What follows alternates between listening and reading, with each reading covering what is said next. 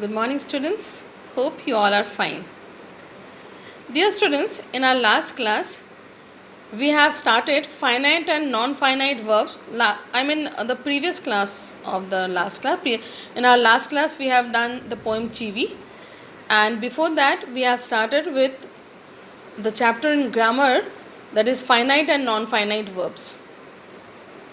We have learnt in that class that which are finite verbs and which are not finite verbs.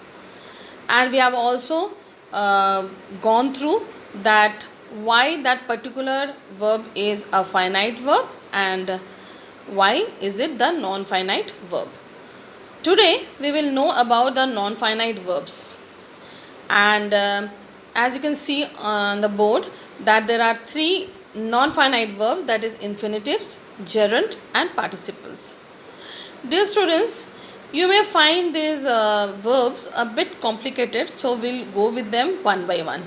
So today we will know about infinitives. Okay, students. So let us see what is an infinitive. The infinitive form, I hope you can see, of a verb is the verb in the basic form.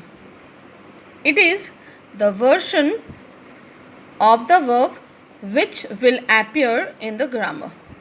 The infinitive form of a verb is usually preceded by to, that is to run, to dance, to think, etc. You have done infinitive to. You know this. Infinitive is obtained by adding the suffix to, in front of the verb or using the verb in simple plain form. For example, I need to run every day. Here we have used to before run. Okay? And whatever you will use at the place of I, if we use he, so we'll write he needs to run. So this to run will go the same with all the subjects. The infinitive form with the verb to is called the full infinitive or to infinitive, since to is added with the basic form of verb run. The word to is not a preposition here. We know that to is a preposition, but here to will be not considered as a preposition. It is the sign of the infinitive.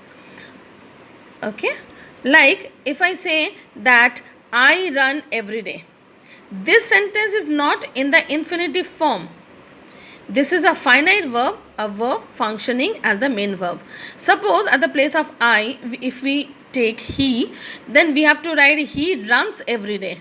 So we know that in a non-finite verb, the form of the verb does not change. The form of the verb changes only in a finite verb. So I run every day will be a finite verb, not an infinitive. An infinitive is a non-finite verb. It cannot be the main verb in a sentence. It can be used as a noun, an adjective or an adverb. Okay? And we will see that how an infinitive is used as a noun or an adjective or an adverb. An infinitive which is used as a noun. To dance was her passion. He likes to hunt.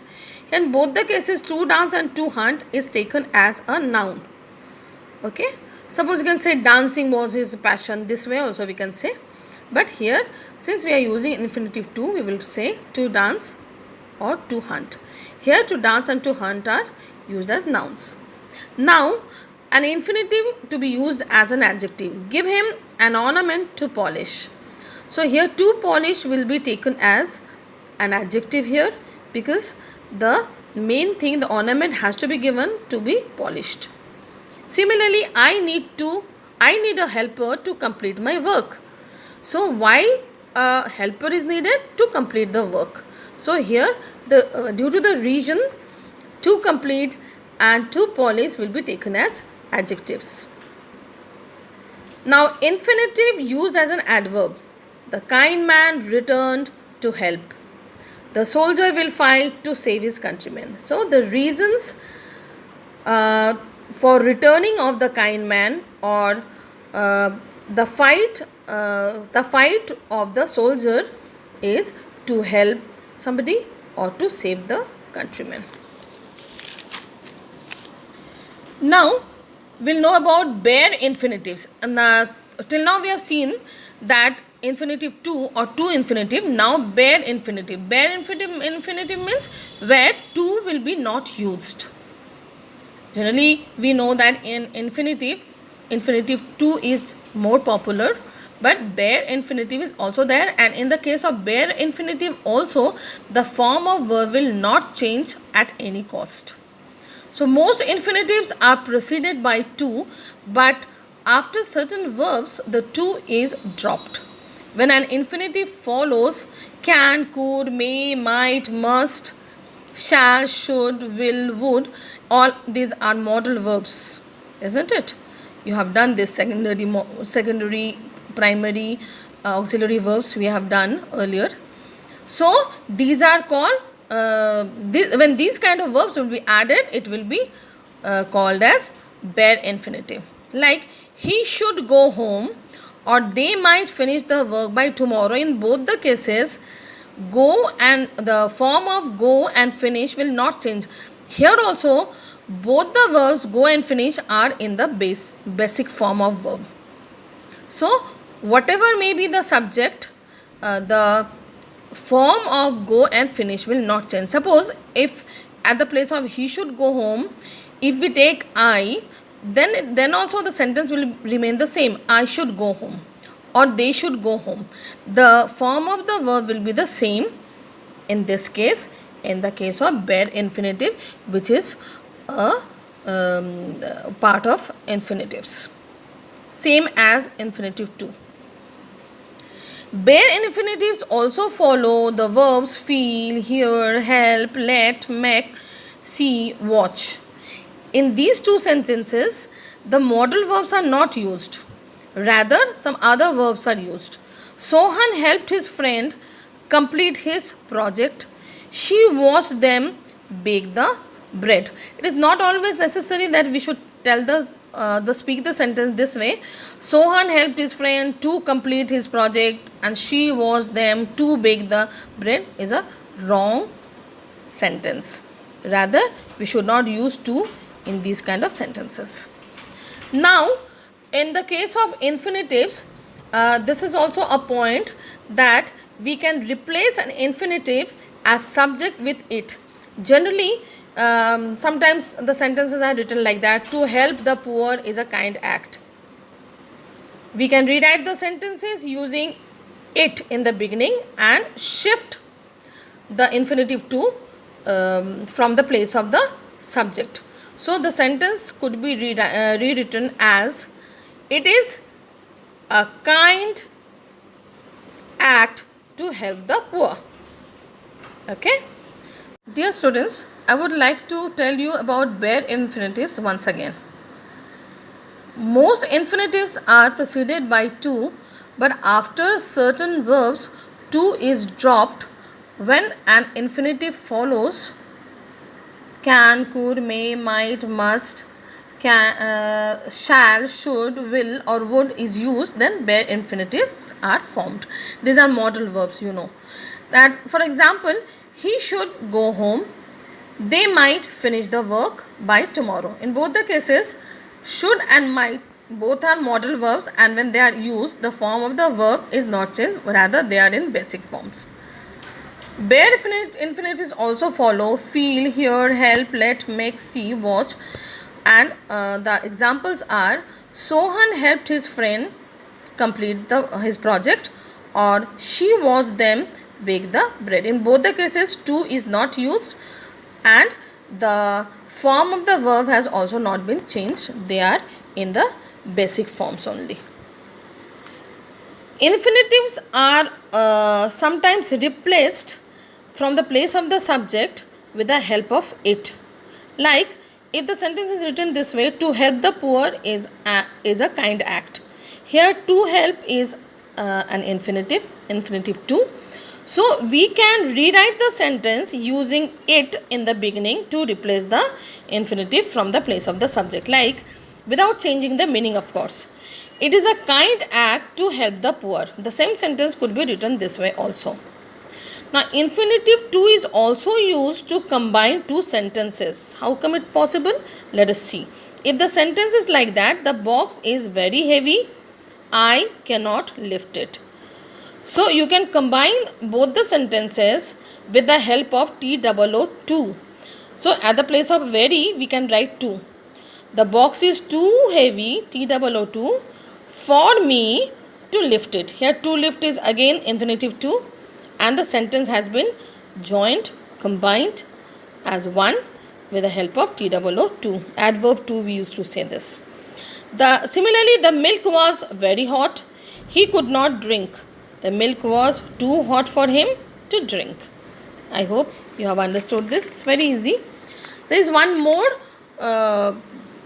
way to use the infinitive by using enough with the infinitive.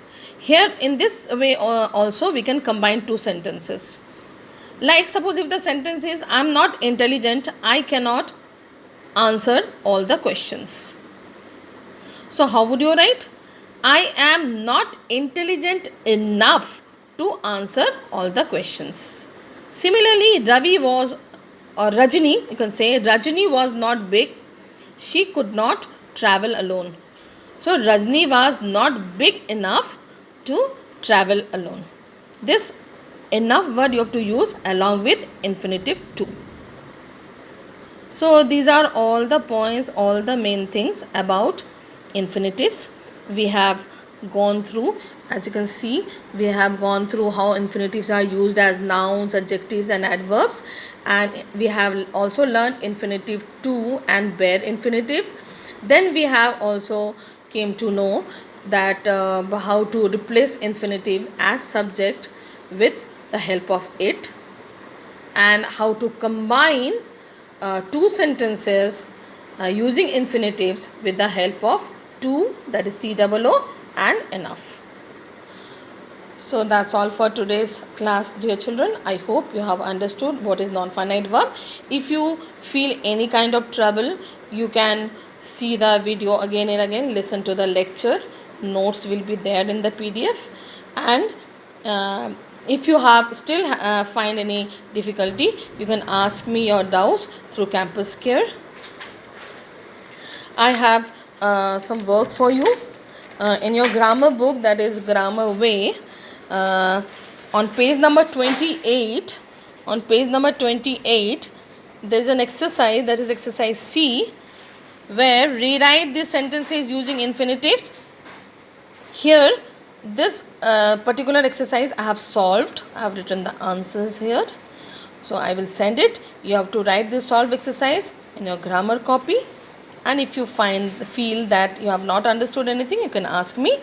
And on the same page, that is 28 only, come towards down, 28 and 29 top, there are 8 questions you have to do yourself, in which you have been taught that how to use it and replace infinitive to from the place of subject. Just now I have taught you, and first one is also done for you, so you can do, I think, other 7 questions. You have to also do page number 29's exercise E.